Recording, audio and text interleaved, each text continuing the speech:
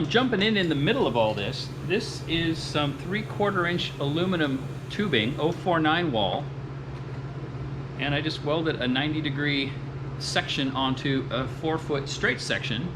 And what this is this is going to be the heater line for the LS heater.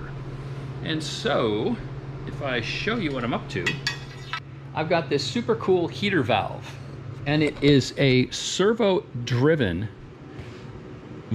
infinitely variable bypass valve. And so what'll happen is I'll mount this knob, which is the variable knob that opens a valve here and allows the water coming, you know, when it's all the way closed, it's a bypass. So the water's coming in and going back out to the car, right? It comes out pre-thermostat here and it goes in post-thermostat here.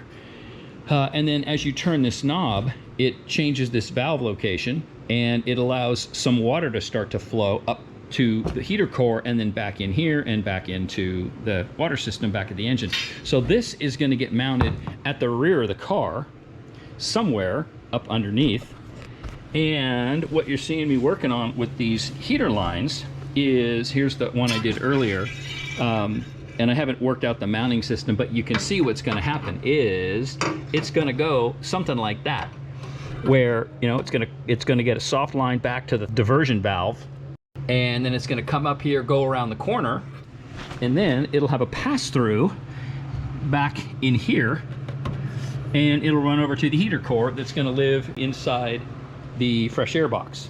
So hot air or hot water will get up to heater core that lives inside here, and then this is the factory fan that I've got set up for pulse width modulation, so I can control the speed of the fan with the buttons on this wireless steering wheel paddle. It'll just be a 2-speed, so low and high essentially, or, you know, whatever, 2-speed. And then I'll run the factory vent system, not all of the factory vent system, just part of the factory vent system. You can see this is the unit that sits in there, and I'm just going to run, the hot air comes out of the fan and blows into here, and I'm just going to run it so it just runs to the defrost. So I'll cap this side off, and I'll probably cap the underneath. This actually pokes through this area of the car where that cover plate is. I may put a blend valve on there so I can keep doing that, but the big deal part is going to be getting these lines on here so I can get the hot water up to the front of the car. So that's what I'm up to right now. Now it's time to fit these tubes, and so the first one I just did, you know, it stuck a 90 on here and then got it to go around the corner, so it'll sit under the longitudinal or outside the longitudinal approximately there. And then this is the lower one, and it's going to come around the corner and just kind of head straight up to a bulkhead fitting up in there, and then into the heater core. So now let's do the second one, and I've just worked up this quick and dirty little jig to pin the length down to the table at 90-degree angles to everything, and then trimmed that secondary little jog to fit, and then it's clamped to a block to keep it going straight up, so it'll be in line with the other one that you just saw. So let me go ahead and get this welded up.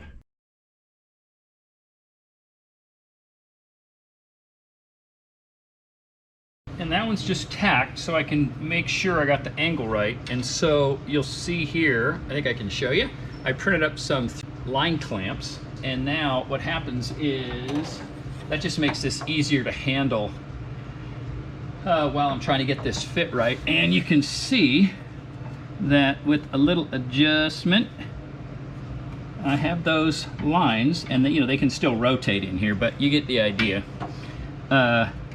Those come around the corner, and this is the plane of the wheel well right here. So it's behind the plane of the wheel well. I can make a little guard for it if I need to, and I think that's going to be just super duper. And then these barbs will get welded on. I'm not sure about the final length of these, but you can see what's going to happen here. And then that'll just be simple hose clamps and regular heater hose going up to a bulkhead connector that's up in this area, and then leads into where the heater, fresh air box where the heater core is going to be.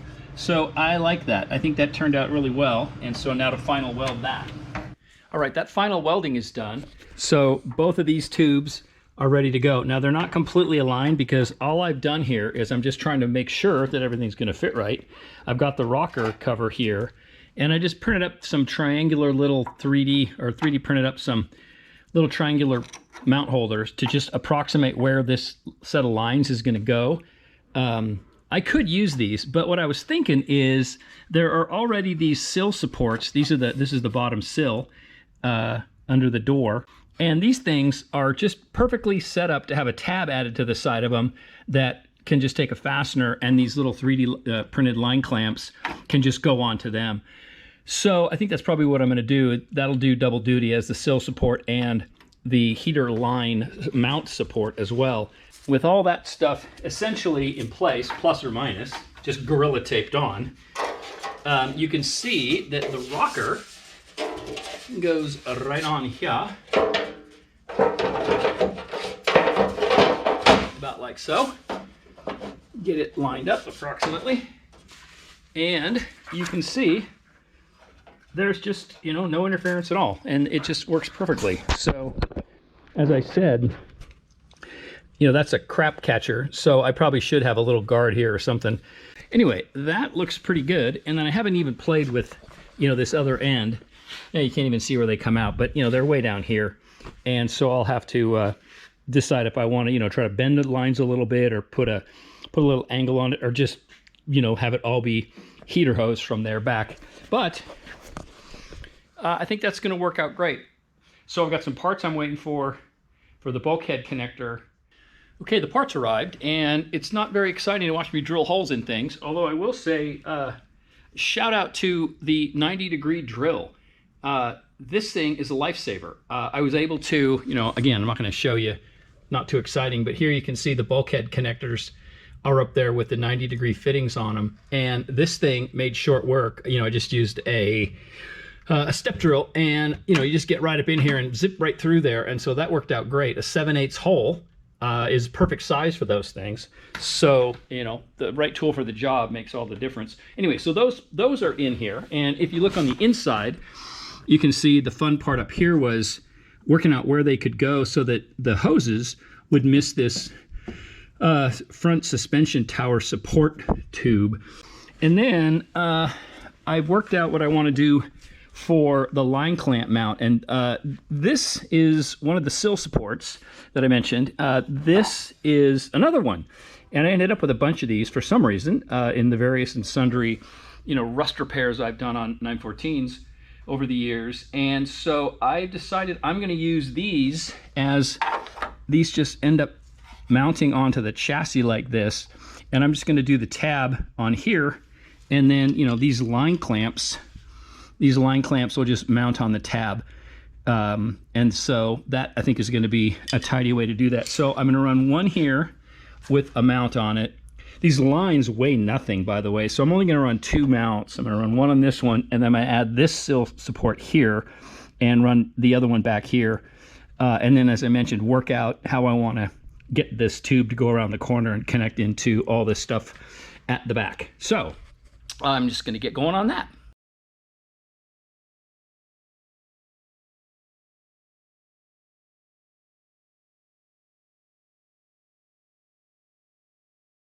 Well, clearly I need to work on my my welding fixture stands, but the camera and tripod worked out great. So there is that one done, so, or that end of it done. So I've got my 5/8 hose, heater hose connection, so I can now, you know, fit this. Once it's fitted, get the hose length worked out up to that bulkhead connector. So now to do the other one of these.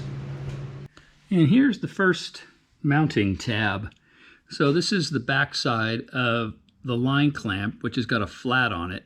And so I just welded this tab on here, and this will go on there like that.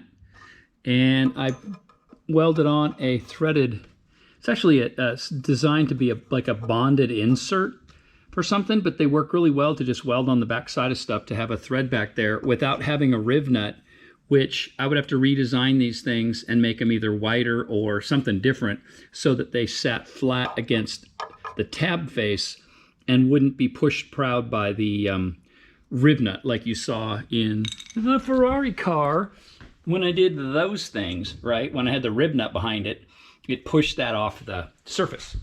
So I decided to avoid that. And then the second one is right here, and it'll sit back here. And I'm not going to drill that hole yet. I'm going to sheet metal screw this into place and use that as the pivoting point, level the lines once this is in place, and mark that. Then pull it off, drill it, weld that other thing on the back side, final weld this thing, and then install it so the lines will sit level in the car. So yay, getting there.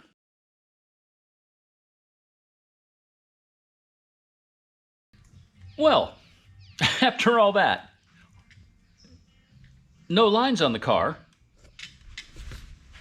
no bulkhead connections up inside the wheel well, all those parts in a box. Why is that? So the car's got electric seats, heated seats, and I really wanted just a defrost system. And so I don't know why I forgot this, but there is a company in England, these guys right here, who make heated windshields for 914s.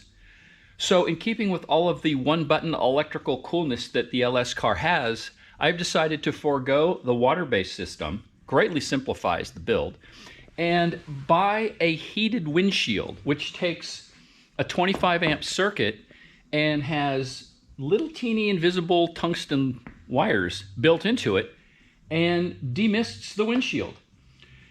So I've got a couple of questions in with them, and they've been super responsive. But I just got to, who knows how long it's going to take to get here, but it doesn't matter because all I need to do is understand where the connections need to be, and then I can just route wiring to that.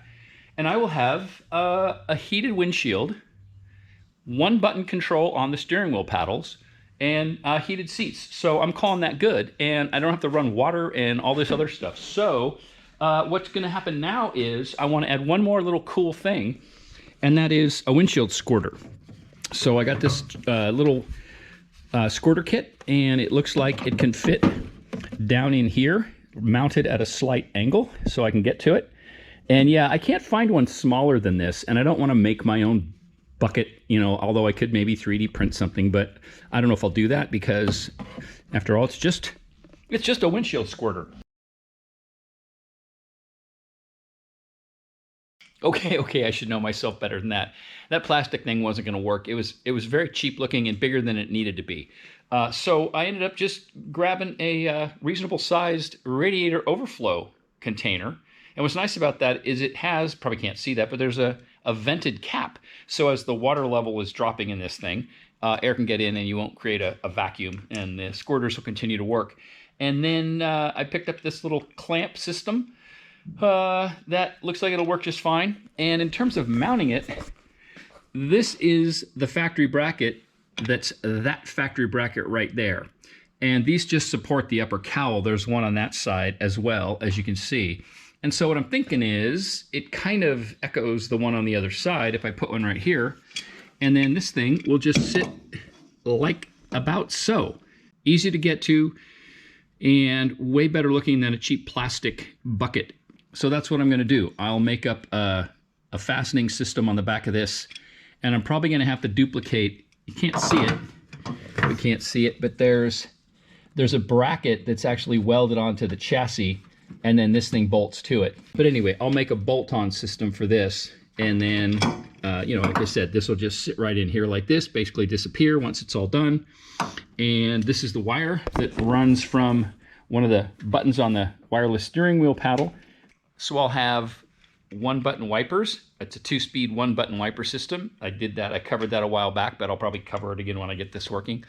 And I'll have a little one-button squirt system too, so that'll be kind of tidy. Anyway, let me get going on this. And I just did my best to work up a little copy of the factory bracket. So this will end up just like these do. This will end up spot welding onto the bottom of that seal channel once I work out exactly where it goes. And then this is going to be the bracket, just a little couple of 90s bent on a length of, what is this, 18 gauge? And this will go on here, and this then can bolt onto that. And so it'll be essentially a pretty good replica of the factory bracket, not exactly the same. And it'll just disappear once it's painted. And then I'll work up a mount for that little clamp, and we'll be all set. And I think that is the final fab on this car. And we are blowing it apart and sending it off to Greg for paint. So I'm going to say that is it for this episode. That was a whole bunch of work that absolutely went into the garbage can. I suspect that the Ferrari car will also get an electric windshield, so I can simplify that system as well. Although, like I said, that may get full-blown heat and AC, and if that's the case, we'll see what happens.